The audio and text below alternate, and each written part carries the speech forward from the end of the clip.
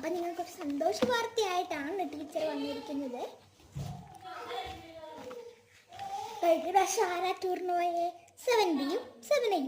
ഇപ്രാവശ്യം നമ്മളാണ് ടൂറിന് പോകുന്നത് 6Aയും 6Bയും.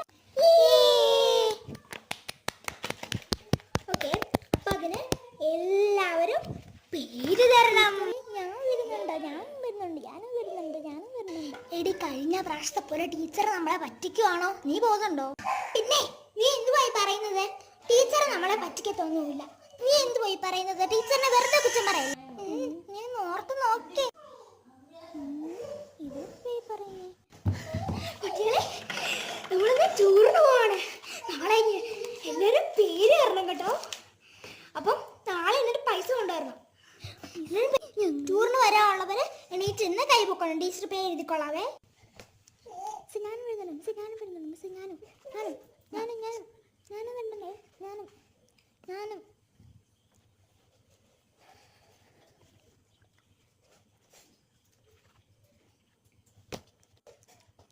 എല്ലാവരുടെയും പേര് എഴുതി കഴിഞ്ഞു നമ്മുടെ ക്ലാസ്സിലെ. ഓക്കെ, അപ്പം ഇനി നിങ്ങൾ 200 രൂപ കൊണ്ടുവരണം.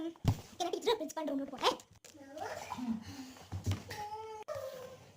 എന്താ പറ്റി ടീച്ചറെ, മുഖം വല്ലാതെ വാടിയിരിക്കുന്നേ?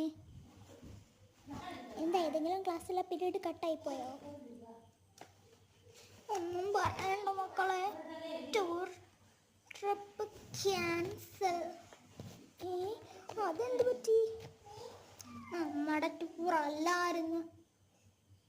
7ാം ക്ലാസ്സിലെ 7Bയിലെ 7Aയിലെയും ടൂറായിരുന്നു.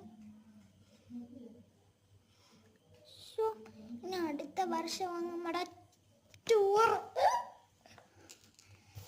നിങ്ങളെ നാളെ ഇതൊന്നും കൊണ്ടുവരണ്ട, ശരിയെന്നാ? അതെന്ത് പരിപാടിയാണ് ഇങ്ങനൊക്കെ വെക്കുന്നേ? എല്ലാവരുടെയും പേര് വിട്ടേക്കാം. ഈ ടീച്ചറെ വിശ്വസിക്കാൻ ചുമ്മാ അങ്ങോട്ട്. എന്തുവാ ടീച്ചർ എങ്ങനെയൊക്കെ പറയുന്നത്? മിണ്ടി പോകരുത്. വെച്ച് തരുന്നേ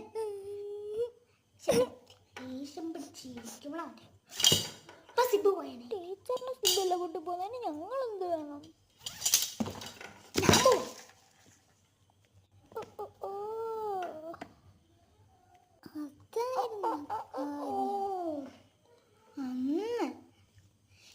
പക്ഷെ അന്ന് ടീച്ചർ പറഞ്ഞില്ലായിരുന്നു ഇന്നാ ടൂറന്ന്? ഇന്നെന്തായാലും കൊണ്ടോ, നീ പേടിക്കണ്ട.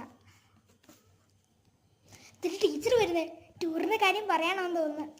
നാളെ ഒരു വാണ്ട ടിപ്പ്. നാളെ സ്നാക്സ് കുറേ കൊണ്ടുവരും. മക്കളെ, നിങ്ങൾ എന്നോട് ദേഷ്യം കൊണ്ടും സങ്കടം കൊണ്ടും ഒന്നും പറയരുത്. ഇതെവിടെ